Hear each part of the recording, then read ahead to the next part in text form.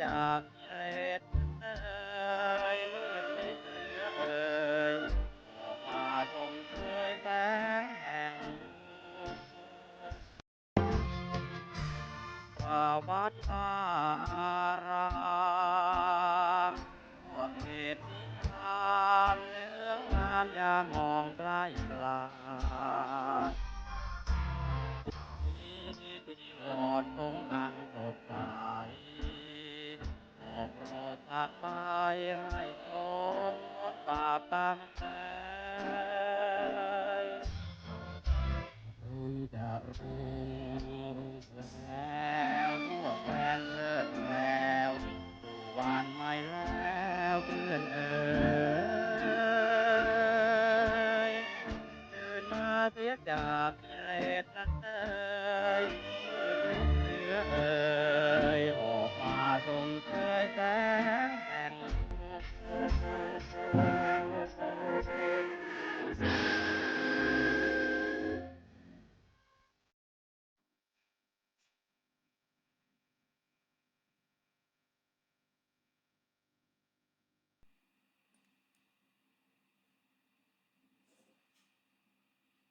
เจริญพรท่านสาธุชนทั้งหลายรายการธรรมทานจากวัดพุทธปัญญาเมืองพโมนารัฐแคลิฟอร์เนียประเทศสหรัฐอเมริกาวันที่23พฤษภาคมพุทธศักราช2569มาพบกับท่านผู้ฟังท่านผู้ชมอีกวาระหนึ่ง รายการธรรมทานจากวัดพุทธปัญญานำเรื่องราวที่น่าสนใจมาสู่ท่านวันนี้วันที่23พฤษภาคม2569ได้พูดถึงเรื่องของพระองคุลิมาน บรรลุธรรม โดยการหยุดเย็นและยอมตลอดวันนี้เราก็จะได้มาพิจารณาถึงพระสาวกอีกหลายรูปที่ได้บรรลุธรรมเราอาจจะกลับไปดูชุดแรกก่อนนั่นคือพระโกณทัญญะพระวัปปะพระพัทติยะพระมหานามะพระอัสสชิทั้ง3ท่านนี้ทั้ง5ท่านนี้เรียกว่าเป็นปัญจวัคคีย์หรือเป็นปฐมสาวกเป็นสาวกชุดแรกสาวกก็คือผู้ที่ได้ฟังธรรมจากพระสัมมาสัมพุทธเจ้าโดยตรงเรียกว่าเป็นปฐมสาวกปัญจวัคคีย์ทีนี้เราก็มาศึกษาการบรรลุธรรมของท่านในเบื้องต้นองค์สมเด็จพระสัมมาสัมพุทธเจ้าทรงแสดงธรรมจักรกับปวัตตนสูตรที่มีถึงการชี้โทษของกามชี้โทษของการทรมานตนและชี้ทางที่จะหลุดพ้นจากความทุกข์เมื่อพระองค์ทรงแสดงจบมีเพียงพระโกณทัญญะที่ได้ดวงตาเห็นธรรมหรือเป็นพระโสดาบันเดิมท่านชื่อว่าโกณทัญญะแต่พอฟังธรรมของพระพุทธองค์จบท่านสรุปทั้งหมดว่ายังกินจิสมุทัยธรรมังสัพพันตังนิโรธธรรมังสิ่งใดสิ่งหนึ่งมีความเกิดขึ้นแต่เหตุเป็นธรรมดาสิ่งนั้นทั้งหมดสัพพันตังนิโรธธรรมัง ก็ล้วนมีความดับไปเป็นธรรมดาสมุทัยะก็คือเกิดเป็นธรรมดาแล้วก็ดับเป็นธรรมดาเกิดสมุทัยแปลว่าเกิดที่ถ้าเราไปดูทางอิทัปปัจจยตาหรือปฏิจจสมุปบาทที่พระพุทธเจ้าแสดง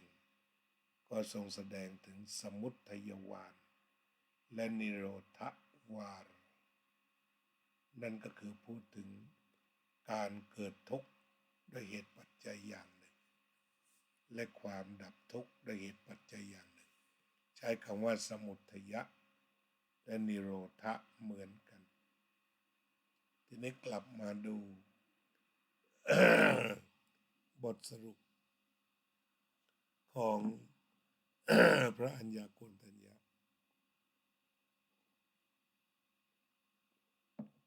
ที่สรุปว่ายังกินจิสมุทัยธรรมังสัพพันตังนิโรธธรรมังก็คือเป็นการสรุปหัวใจตลอดกาลของพระพุทธศาสนาที่ตรัสว่าสิ่งใดสิ่งหนึ่งเกิดขึ้นเป็นธรรมดาสิ่งนั้นทั้งปวงล้วนดับไปเป็นธรรมดาพระองค์พระโกณทัญญะได้ดวงตาเห็นธรรมก็เห็นว่าทุกสิ่งไม่มีอะไรค้างคาไม่ติดไม่ขัดไม่ค้างไม่คาอนิจจังทุกขังอนัตตาไหลเรื่อยไปจึงได้ดวงตาเห็นธรรมแล้วก็จากนั้นพระพุทธองค์ก็ทรงแสดงอริยสัจแล้วก็ธรรมะอื่นๆไปเรื่อยๆแก่พระปัญจวัคคีย์อีก4 ท่านจนท่านก็ได้มีความพร้อมแล้วก็ต่อมาเพียง5 วันเท่านั้นเองพระพุทธองค์ทรงแสดงอนัตตลกนสูตรที่ว่าด้วยเรื่องขันธ์ห้าเป็นอนิจจังทุกขังอนัตตาตามความบอกว่าเมื่อพระสาวกได้ฟังแล้วย่อมนายในขันธ์ห้าพอนายก็คลายกำหนัดคลายกำหนัดก็ปล่อยวางเมื่อปล่อยวางแล้วก็หลุดพ้นคือจะนายเบื่อหน่ายแล้วคลายออกมาคลายออกมาแล้วก็สุดท้ายก็ปล่อยวางก็หลุดพ้นเพราะปล่อยวางทีนี้ทำไมจึงปล่อยวางเพราะเห็นจริงเห็นแจ้งตามความเป็นจริงว่าขันธ์ห้าไหลเรื่อยไปบนกฎอนิจจังทุกขังอนัตตาไม่มีขันธ์ไหนที่อยู่นิ่งเป็นเรื่องที่ไหลไปเมื่อไหลไปก็ไม่ควรยึดความไม่ควรยึดอยู่ตรงนี้เพราะมันไหลตลอดเวลาทีนี้รากเดิมมันอยู่ที่ว่ามันเกิดดับยังกินจิสมุทัยธรรมังสัพพันตังนิโรธธรรมังก็คือทุกสิ่งทุกอย่างเกิดแล้วก็ดับหมดเลยขันธ์ห้านี้ก็ไม่ได้เคยหยุดเกิดแล้วก็ดับไปทันทีจะดับแบบเห็นชัดแบบเปิดเผยหรือจะดับแบบปกปิดแต่ก็ดับเกิดแล้วดับไปเกิดแล้วดับไปไม่มีอะไรติดค้างหลงเหลืออยู่ทุกอย่างดับไปความจริงอยู่ตรงที่ทุกอย่างดับไปทีนี้ต่อมาพระสาวกเมื่อเห็นว่าขันธ์ห้าเกิดดับเกิดดับเกิดดับเกิดดับอยู่ตรงนี้ในที่สุดก็ไม่ควรจะไปถืออะไร ว่าเป็นเราเป็นของเราว่าเป็นตัวเป็นตนของเราเพราะมันเกิดดับเกิดดับเกิดดับมันไหลเรื่อยไม่ได้หยุดเลยดังที่เขากล่าวว่าไม่มีใครกระโดดลงแม่น้ำสายเดียวเป็นครั้งที่สองกล่าวคือน้ำนั้นไหลเรื่อยไม่หยุดเลยเพราะมันไหลมันจึงไม่ควรยึดมันจึงหน่ายเพราะมันไม่ได้หยุดเลยแม้แต่น้อยทีนี้มันไหลไปหมดถ้าเราจะดูง่ายๆก็ลมหายใจก็ไหลเข้าไหลออกไหลไม่ได้หยุดเลยไหลช้าสักหน่อยเช่นการรับทานอาหารแล้วก็สุดท้ายเข้าทางทวารปากก็ออกทางทวารหนักและทวารเบาอีกไหลไปไม่มีหยุดเลยไหลไปไม่หยุดเมื่อไหลไปไม่หยุดนี่บรรดาอัคครสาวกหรือว่าพระปฐมสาวกอริยสาวกทั้งหลายเข้าถึงจริงๆเช่นพระมหาโมคคัลลานะท่านเป็นผู้ที่เก่งในด้านฤทธิเดชเก่งในด้านพลังจิตที่เกิน มีพลังจิตที่เกินเยอะเลยนั่นเลยบรรลุธรรมไม่ได้พลังจิตทำให้ง่วงด้วย แต่สุดท้ายเนี่ยพระพุทธเจ้าก็เลยให้หยุดใช้พลังจิตแล้วมาใช้ปัญญาแทนก็คือพลังจิตที่ท่านมีอย่างเหลือเฟือจากการเดินจงกรมจากการนั่งทั้งหลายทั้งปวงท่านทำอยู่อย่างนั้น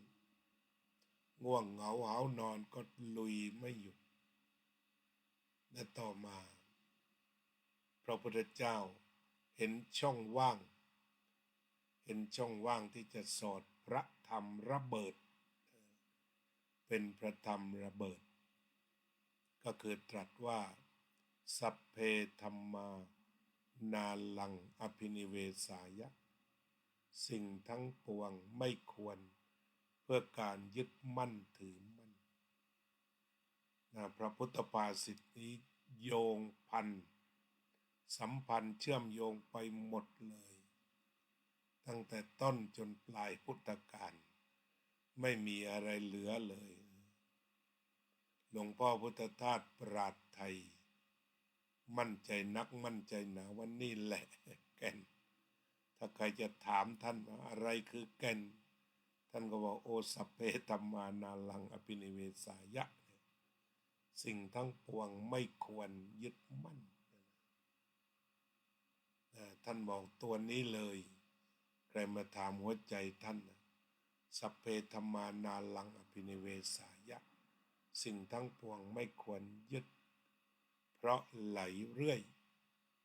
ตามกฎอนิจจังทุกขังอนัตตาเกิดขึ้นแล้วเสื่อมไปมีแล้วหายไปอันขันธ์ทั้งห้าไม่ว่าจะเป็นรูปเวทนาสัญญาสังขารวิญญาณก็ล้วนเกิดแล้วเสื่อมไปจริงๆมันก็เสื่อมแบบปกปิดเช่นเรากระพริบตาหนึ่งครั้งก็เสื่อมแล้ว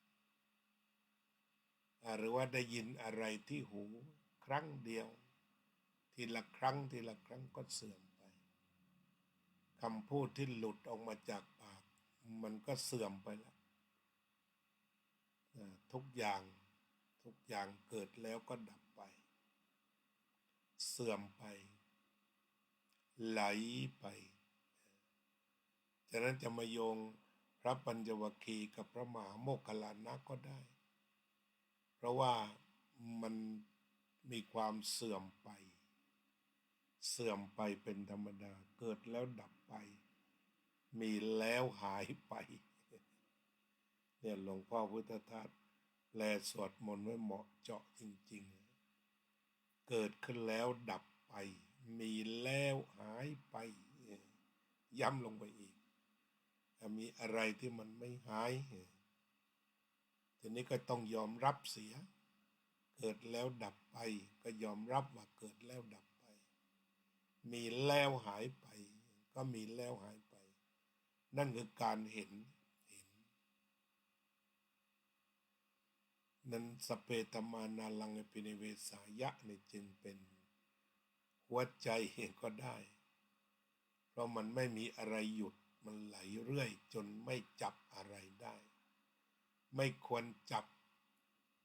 สาเหตุที่จะจับเพราะว่ามันจับไม่ติดเหมือนเราจะจับนกเลยจับไม่ติดมันบินไวการเกิดดับของนามรูปของขันธ์ห้ามันไปไวมากไวจนไม่สามารถที่จะสกัดได้หรือจับเอาตรงไหนได้มันไวก็ไม่ควรจับไม่ควรยึดเมื่อไม่ควรยึดมันก็คือข้อต่อสุดท้ายไม่มีความทุกข์เมื่อไม่ยึดมันก็ไม่ทุกข์ไม่ทุกข์ก็เรียกว่าพ้นทุกข์นี่ก็เรียกว่าถ้าโยงไปสู่จุดนั้นที่ถ้ากลับมาหาพระอยากจะเรียกว่าพระมหาสาวกองค์พหุสูตรของเรานั่นคือพระอานนท์พระอานนท์เรียกว่าเป็นผู้ประเสริฐทุกด้านพูดภาษาคนก็เรียกว่าดีทุกกระเบียดนิ้วยอดคนเอาสัพพุริสธรรมไปจับก็รู้เหตุรู้ผลรู้ตนรู้ประมาณรู้การรู้บุคคลรู้สังคมก็ยังเรียกว่าสุดยอดมองด้านไหนก็สุดยอดเวลาแสดงธรรมถ้าพระอานนท์แสดงธรรมกล่าวกันว่า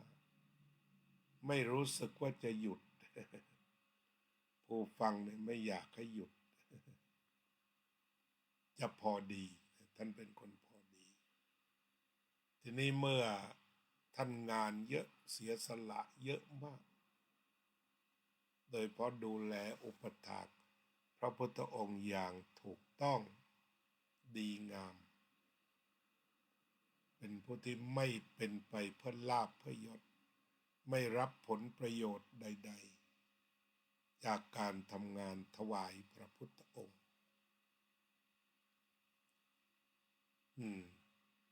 ทีนี้ในวันที่พระพุทธองค์จะเสด็จดับขันธปรินิพพานท่านเสียใจท่านรักท่านอาลัยจนร้องไห้แม้ท่านจะเป็นพระโสดาบันอันนี้ก็แสดงว่าพระโสดาบันแท้เนี่ยก็ยังร้องไห้เลยยังเสียใจต่อการจากไปที่ไม่ได้พบไม่ได้อุปถากต่อพระพุทธองค์แล้วพระพุทธองค์ก็ปลอบว่า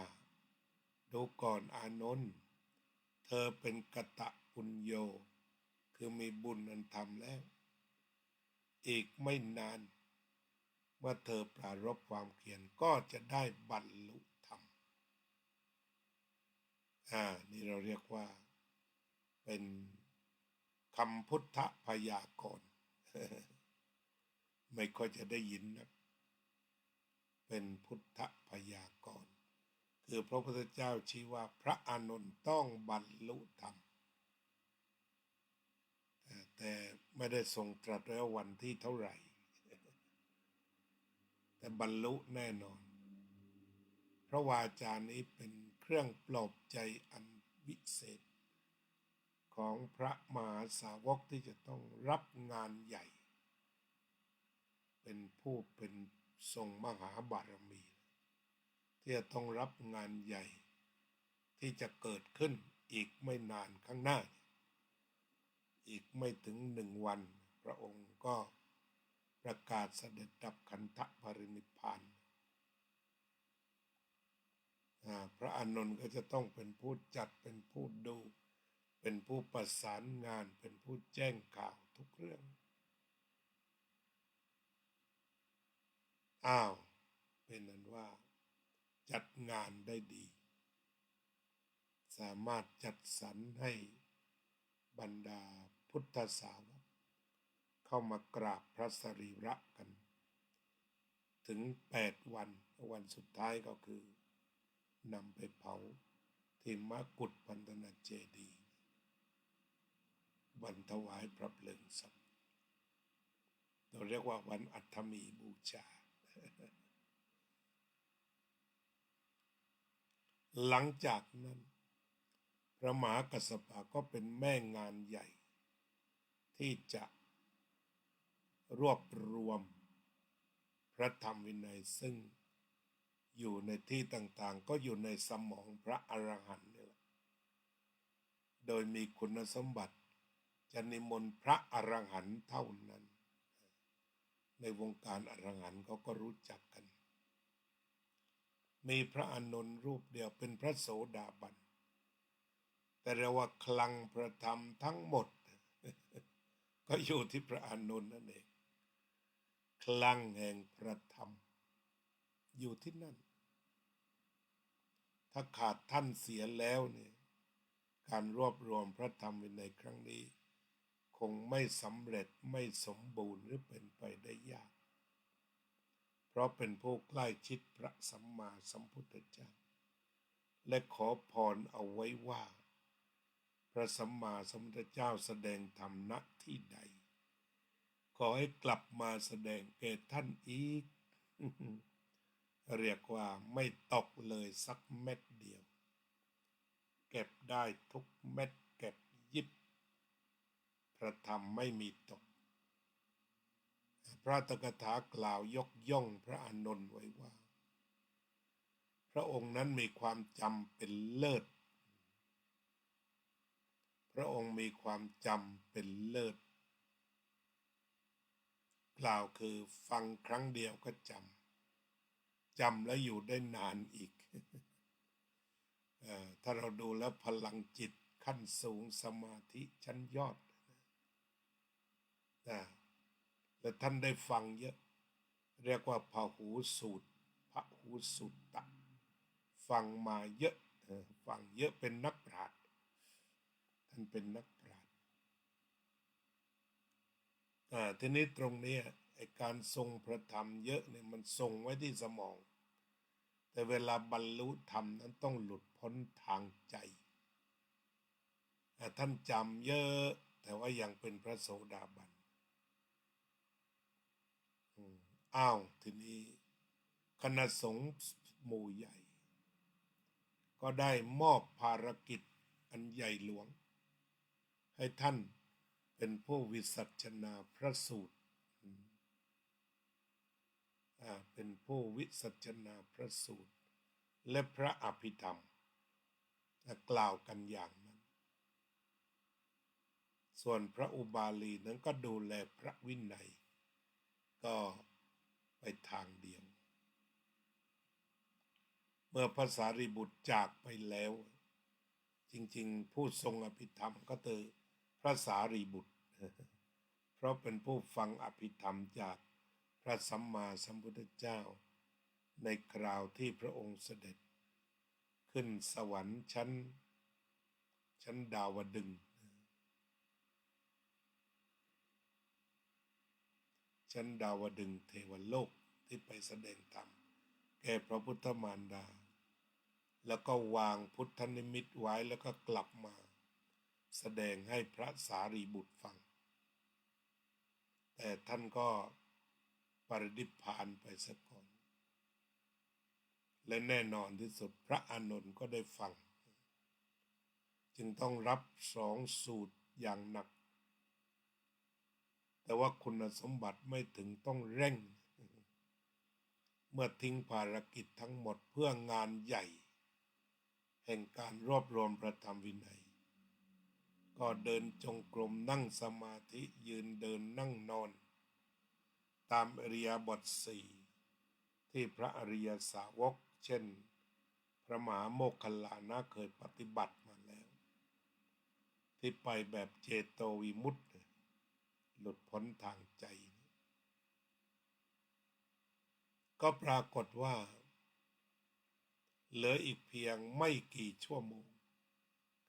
งานสังคายนาก็จะเปิดแล้วตั้งแต่หัวค่ำท่านก็เร่งความเพียรไม่เป็นผลไม่สว่างไสวจนกระทั่งเหนื่อยกายสุดขีดเหนื่อยมากเหนื่อยจนกระทั่งจิตมันคลายว่ายังไงก็ไม่เอาอะไรแล้วคืออรหันต์ก็ไม่เอาแล้วตรงนี้ก็เป็นเรื่องที่น่าศึกษาตั้งแต่หัวค่ำเป็นต้นไปพยายามอย่างหนักเพื่อบรรลุเป็นพระอรหันต์เพื่อบรรลุเป็นพระอรหันต์เพื่อบรรลุเป็นอรหันต์ต้องบรรลุต้องบรรลุต้องบรรลุอย่างนั้นต้องบรรลุเป็นพระอรหันต์ท่านก็ยึดถ้าดูแลจิตก็ยึดเลยต้องเอาอรหันต์ให้ได้ต้องบรรลุธรรมให้ได้ต้องทำพระนิพพานให้แจ้งเหล่านี้ในหัว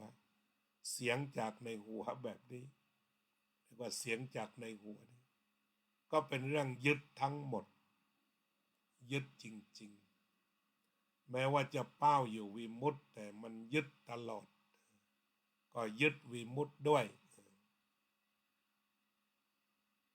แล้วก็สุดท้ายก็คือไม่ยึดแล้วไม่ยึดก็คือจิตวางจริงไม่เอาแล้วคือจิตที่มันจ่อต่อพระนิพพานไม่มีละมันเหนื่อยกายแล้วพากันรวมที่จิตก็จึงบอกว่าจักเอนหลังสักหน่อยในขณะนั้นนั่นเองการบรรลุธรรมแบบลั่นโลกสะเทือนโลกก็บังเกิดขึ้นระหว่างยืนเดินนั่งนอนกำลังจะปล่อยกายลงไปบนที่นอนก็บรรลุธรรมกลางอากาศเพราะว่าจิตเข้าไปสู่ความไม่ยึดจริงครั้งแรกเนี่ยมันไม่ยึดจำไม่ยึดก็คือไม่ยึดจำเป็นพระนิพพานจำพระนิพพานฝันแต่ว่าพอถึงจุดนั้นวางจริงตรงนั้นของจริงคือไม่ใช่เป็นความฝันแล้วพระนิพพานก็ปรากฏเองไม่ต้องไปไม่ต้องมาคือเมื่อมันหลุดพ้นแท้จริงหลุดพ้นในพ้นหลุดพ้นจากพ้นคือไม่มีอะไรที่จะยึดเหนี่ยวสุดท้ายก็พระนิพพานก็ปรากฏการตรัสรู้ก็ปรากฏใช้คำว่าปรากฏถ้าเราใช้คำว่าถึงในภาษากลคือต้องเดินต้องไปต้องมาแต่ถ้าปรากฏก็คือโผล่พรวดเลยเมื่อนำสำลีมาเช็ดแก้วที่แวววาวฝุ่นหมดแสงมันก็ออกอาโลโกอุทธปาธิความสว่างไสวเกิดขึ้นปัญญาอุทธปาธิปัญญาเกิดขึ้นวิชชาอุทธปาธิเกิดขึ้นท่านก็เป็นพระอรหันต์เพราะวางปล่อยวางแล้วก็ได้บรรลุธรรมได้ทันเวลาทำสังคายนาแล้วท่านก็ได้ส่งพระธรรมถึงพวกเราถึงวันนี้ก็ระลึกถึงด้วยความเคารพ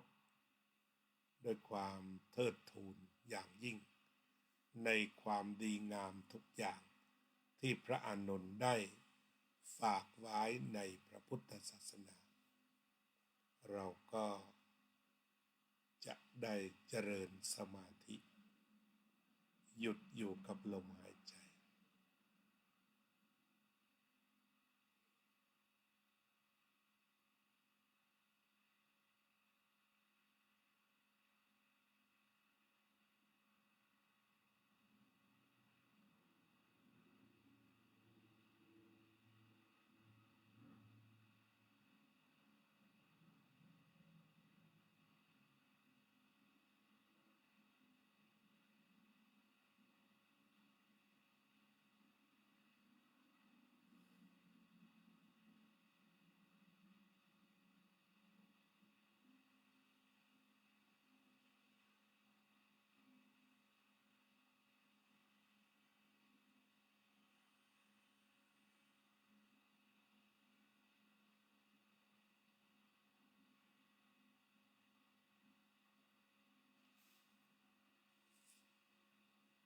สัพเพ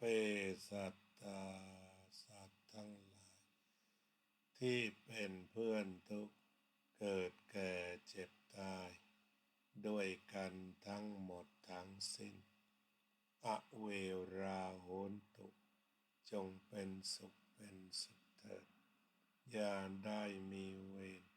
แก่กันและกันเลยอัพพยาปัชชาโหนตุจงเป็นสุขเป็นสุขเถิด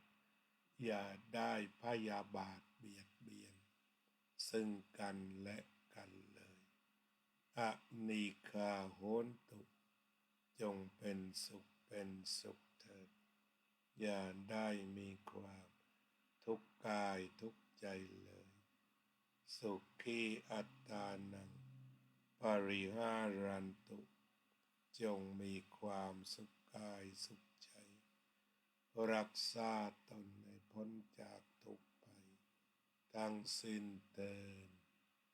อภิวาทนาสีลิสะนิจจังวุธาปจายโนจัตตารโอธรรมาวัฏันติ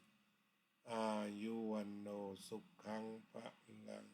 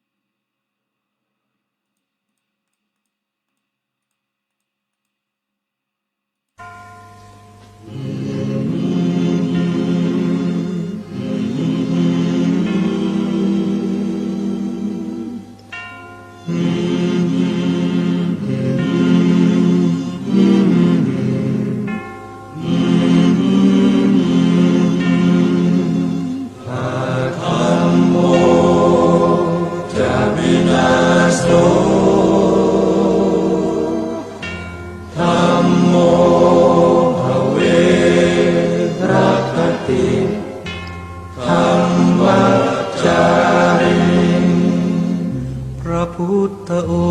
งค์ท่านทรงตรัสรู้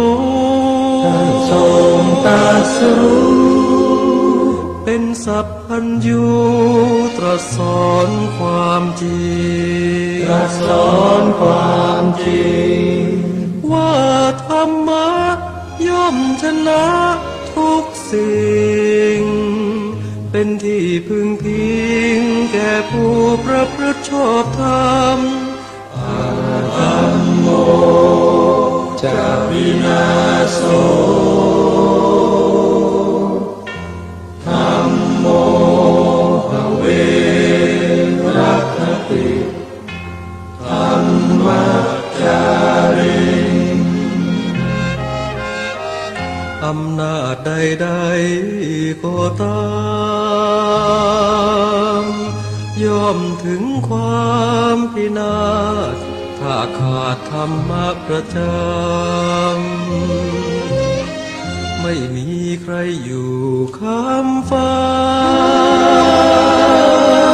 เราต่างเกิดมาใช้กันจงอยู่ในศีลในธรรมคิดทำแต่กรรมที่ดีธัมโมจะวินาโสธัมโม